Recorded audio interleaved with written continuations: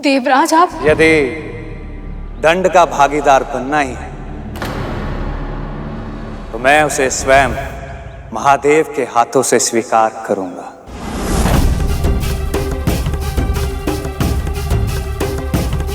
किंतु स्वामी। प्रिय, आप हमारी शक्ति हैं, दुर्बलता नहीं।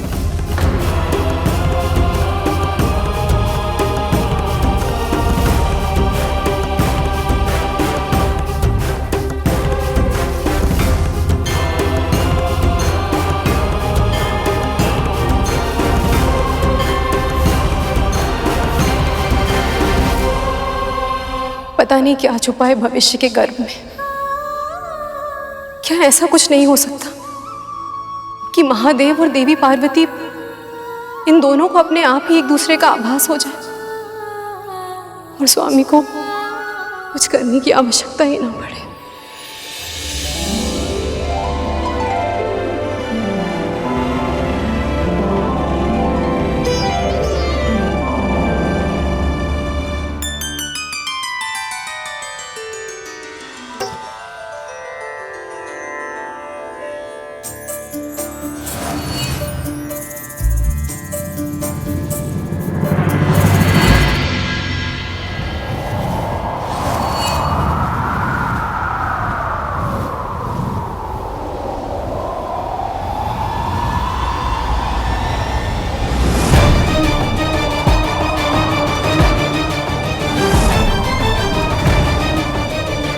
अपने शक्ति का प्रयोग करिए कामदेव।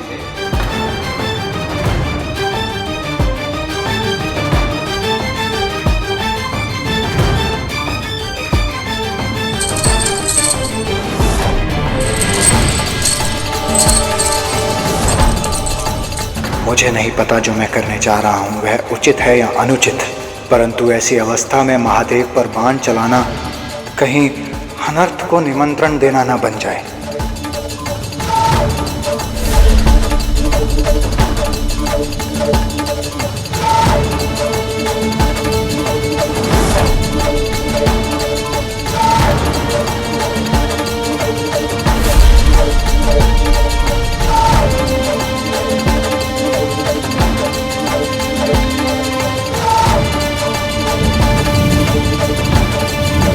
अचानक इतनी हवा कैसे चलने लगी?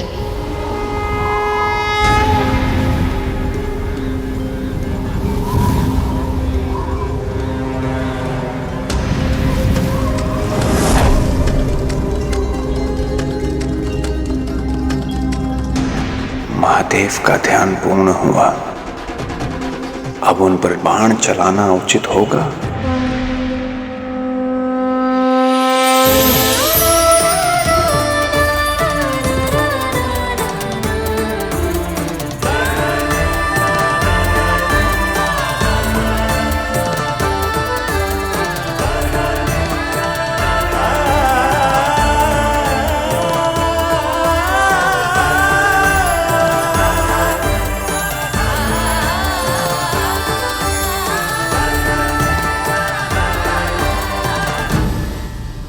ये क्या, महादेव और माता ने एक दूसरे को देख लिया है, फिर भी ऐसे खड़े हैं जैसे एक दूसरे को जानते ही नहीं। लगता है प्रभु पर अभी बाण चलाना ही होगा, अन्यथा ये अवसर हाथ से निकल जाएगा।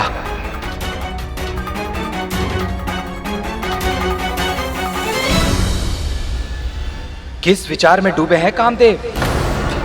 यही समय है। महादेव समाधि से बाहर आ चुके हैं।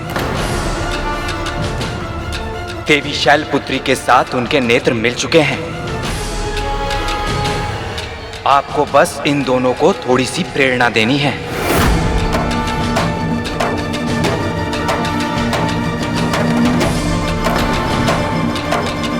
देवराज,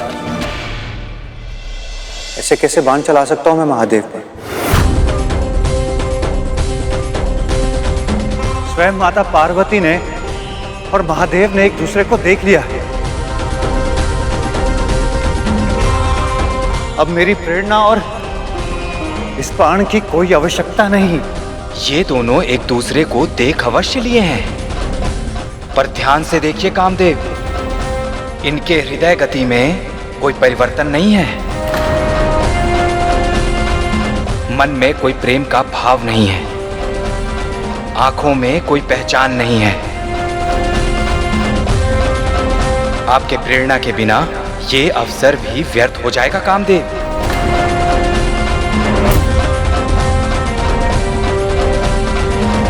इसे मत गवाइए, बाण चलाइए कामदेव, बाण चलाइए।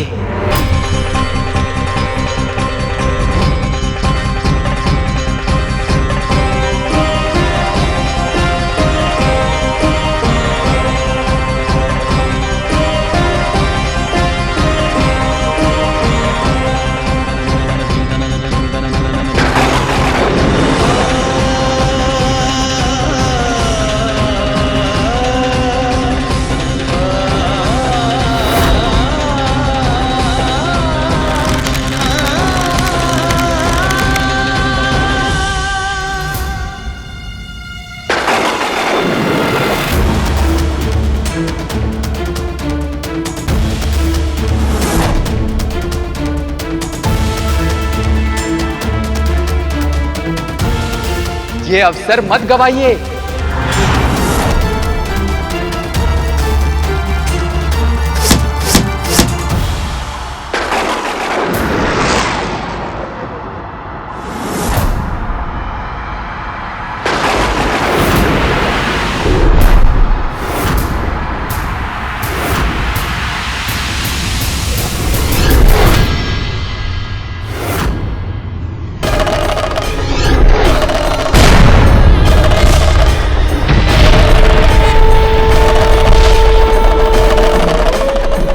हमने जो सोचकर कामदेव द्वारा बाण चलवाया है वो पूरी योजना विफल हो गई। महादेव ने तीसरा नेत्र खोला, अब अनर्थ होगा।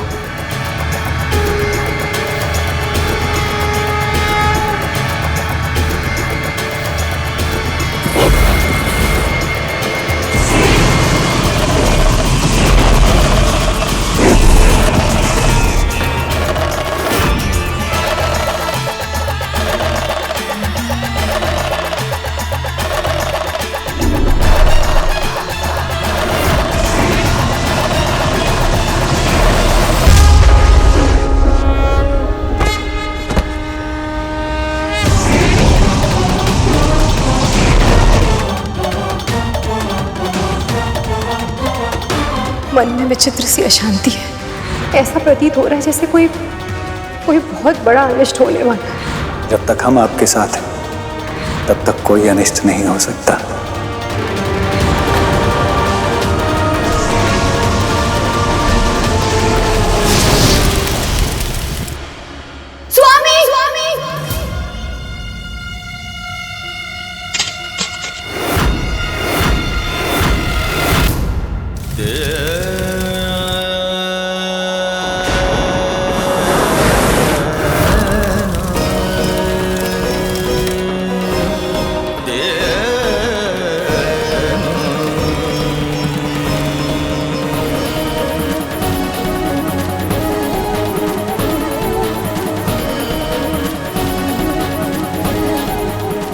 कामदेव ये जानते थे कि महादेव स्वयं आदि योगी है। तत्पश्चात उन्होंने शिव जी पर कामबाण का प्रयोग किया और जिस कारण महादेव के क्रोध का दंड उन्हें मिला और उनका तीसरा नेत्र खुलने के साथ ही देवी पार्वती को अपने पूर्व जन्म की सारी स्मृति जीवित हो उठी।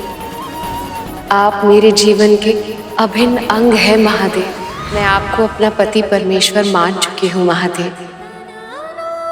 क्या आप ही मुझे अपनी अर्धांगिनी के रूप में स्वीकार करेंगे? यदि आपकी यही इच्छा है तो ऐसा ही होगा। ये वरमाला केवल और केवल महादेव के गले में सुशोभित होगी।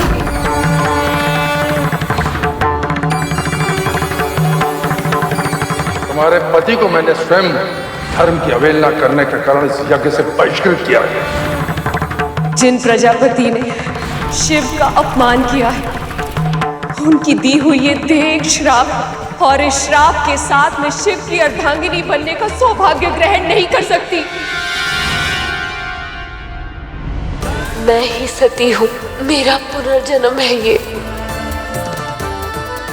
और ये योगी जो मेरे सामने है और कोई नहीं, साक्षात प्रेम है मेरे पति, मेरे शिव, और इन्हीं से पुनः मिलन के लिए मेरा जन्म हुआ है।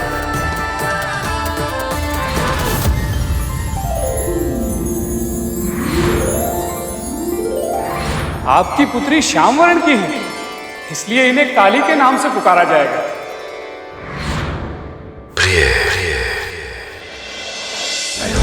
सदा शिवम नमामि हे उमापति जय नीलकंठ जय अनंत नमोस्तुते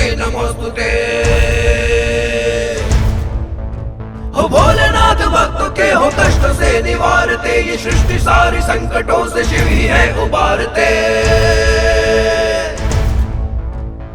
ओम नमः शिवाय, ओम नमः शिवाय। ये वो क्षण था जब महादेव को पार्वती ने अपनी अर्धांगिनी आदि शक्ति सती का आभास हुआ, और इस आभास के साथ ही उन्हें वो क्षण भी स्मरण हो उठे जिसके कारण सती उनसे दूर हुई। नियम अनुसार बिना बुलाए कहीं जाना नहीं चाहिए, इसीलिए मैं आपके साथ जाने के लिए हठ नहीं करूंगी। आप मुझे भी मत रोकिए।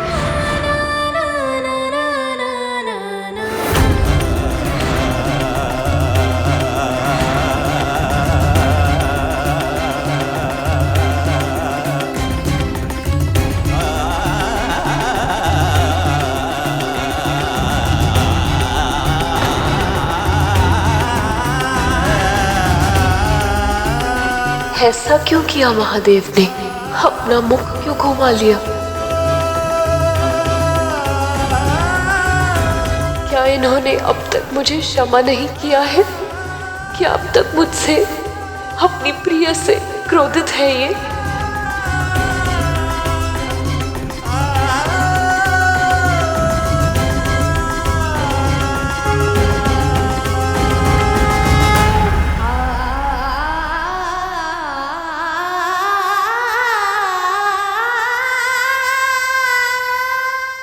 अब सभी देवता असमंजस में थे कि कामदेवी की पत्नी रति के विरोध करने पर भी सभी ने कामदेव को महादेव पर बाण चलाने पर विवश किया।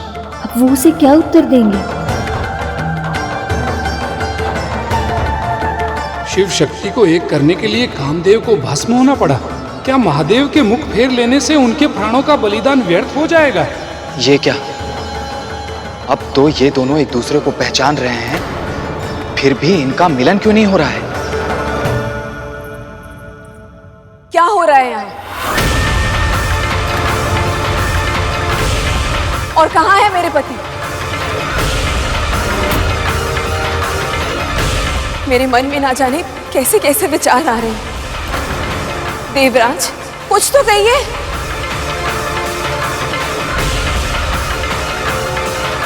क्या वो उस कंदरा में है? स्वामी, स्वामी! ठहरो रति।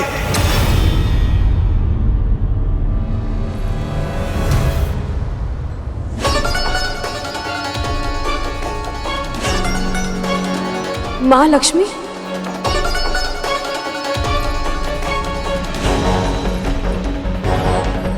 श्री नारायण, क्या हुआ है? कहाँ है मेरे पति?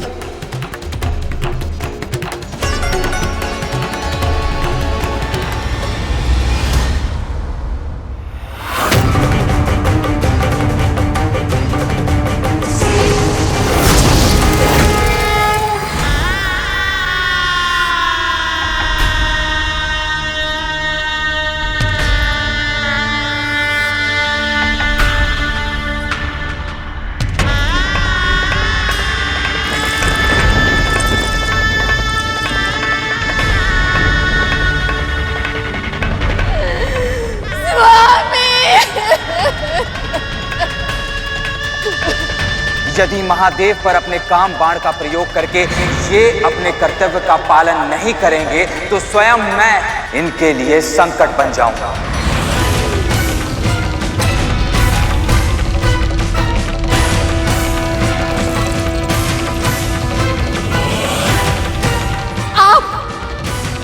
आपके कारण हुआ है ये अनर्थ। आप दोषी हैं इस सबके। मेरे स्वामी ने आपको मना किया था, लेकिन आपने उन्हें विवश किया था। तो फिर क्यों मेरे पति को ये दंड मिला? मौन क्यों है आप सब? ब्रह्मदेव, आप तो कुछ कहिए। जिस वर के कारण हम सबका जीवन श्राप बन गया है, वो वरदान आप ही ने दिया था ना तारकासुर को।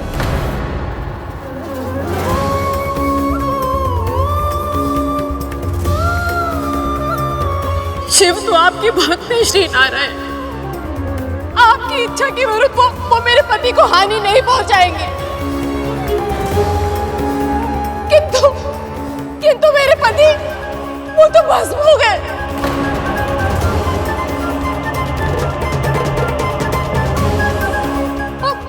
अब आप उन्हें पुनर्जीवित कीजिए प्रभु, उन्हें पुनर्जीवित कीजिए प्रभु।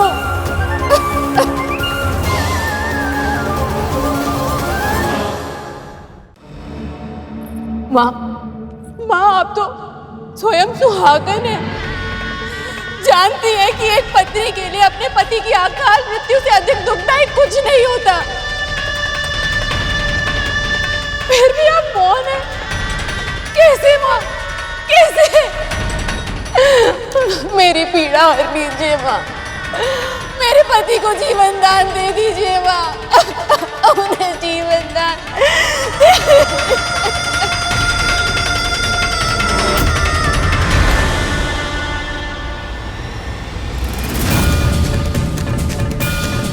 नहीं प्रिय, जिस पल की प्रतीक्षा थी वो निकट है।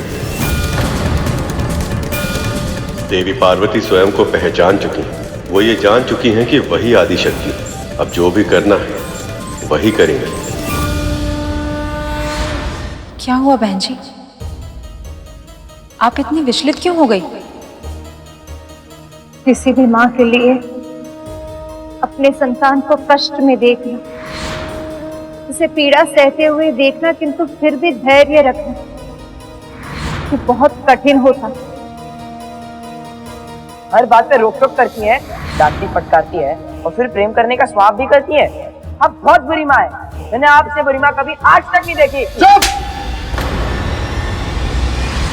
आप सही कह रही है बहन जी, चोट भले ही संतान को लगे पर कष्ट तो माँ को ही ना होता है।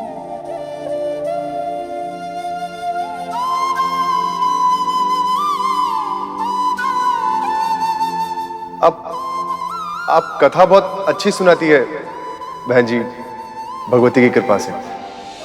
फिर आगे क्या हुआ? उस समय देवी पार्वती भी बहुत भावुक अनुभव कर रही थी।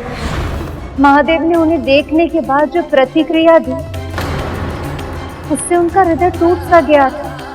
किंतु एक माँ चाहे कितने भी कष्ट में क्यों ना, जब वो अपने संतान का दुख देखती है वो अपने सारे कष्ट भूल जाते हैं। देवी पार्वती के साथ भी ऐसा ही कुछ हुआ।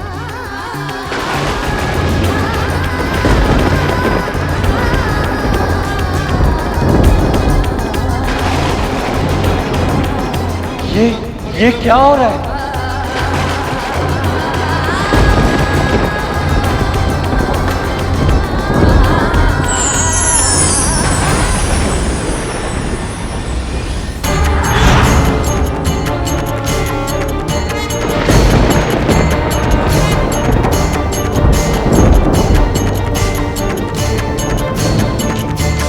हे माता आदिशक्ति,